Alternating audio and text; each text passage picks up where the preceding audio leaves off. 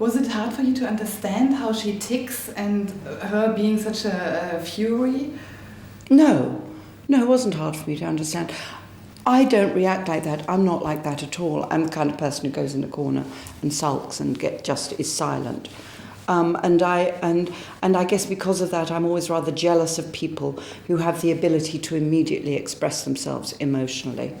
And certainly that is Sophia's, way of operating. That's her personality. She's more like, if Sophia Tolstoy was an Italian, you would go, well, of course, all Italians are like that. That's how they are, but she's not. She's Russian. And I think it is actually probably quite characteristic of Russians as well. They're either very, like Tolstoy, very quiet, very interior, or really quite not afraid of showing their emotions. Was that somewhat special to you playing? I mean, what relation do you have to Russia today? Or what's Russian about you? Well, I always say I'm half Russian. It's my bottom half that's Russian. From here down, I'm Russian. But my father was born in Russia, so I am half Russian. My family name originally was Mironov. Certainly ethnically, I'm half Russian. But I'm also half British, so, that's just as important. What do you mean with bottom down? It's just a joke. Because I've got very fat bottom, Russian style, very solid, the bottom half. If that's okay, I'd like to ask you a bit more about your career, because we're doing a portrait on you also combined with the film. You played Jane Tennyson for a long, long time. You got older with her, and how was it to spend such a long time with one character? Well, I didn't really. I had the great advantage with that particular series, which was that I only did one every 2 years. So it wasn't like I was living with it permanently.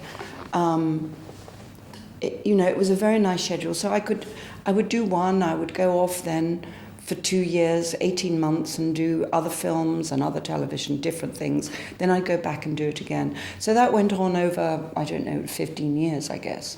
And each time I revisited her, of course I was 18 months older, and it was always very easy for me to do Jane Tennyson. I just allowed it to happen, if you like. I allowed myself to be who I was at that moment in time and bring it into the character. But yes, it was over a long period of time. It's interesting, yeah. I mean, it's the longest you've played one character. Oh, no, absolutely, yeah. Absolutely. What do you like about her? Again, that was a great character. Ambitious, very flawed, driven, not necessarily in an attractive way. It was a great character. It was very successful. It was very successful in Britain and in America and in different parts of the world. But and even though as I did it, I was doing many other things at the same time, I found myself becoming identified with that character because I guess it kept coming back. So in the end, I had to say, that's it. I'm not going to do any more of that because I didn't want to die and them say Jane Tennyson dies, I wanted to move on and regain my identity as a person and as an actress. Yeah, it's something with the look. You look as Jane Tennyson. The looks you never forget when you see her. Yeah. What does it take, you would say, to be a good actress?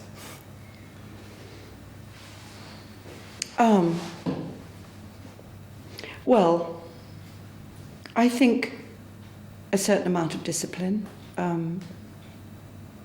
It's the way I operate. I don't necessarily... I hate to make rules because there are no rules, really, in the world of art, whether it's, painting, writing, the world of drama. There are no rules, or if you say it takes this, there's always someone else who doesn't have that, but is equally good or equally successful. But I would say, and I'm not a very self-disciplined person at all, but when I need to be, I am. I can just do what I have to do. So to be on time, I think, is kind of important, you know.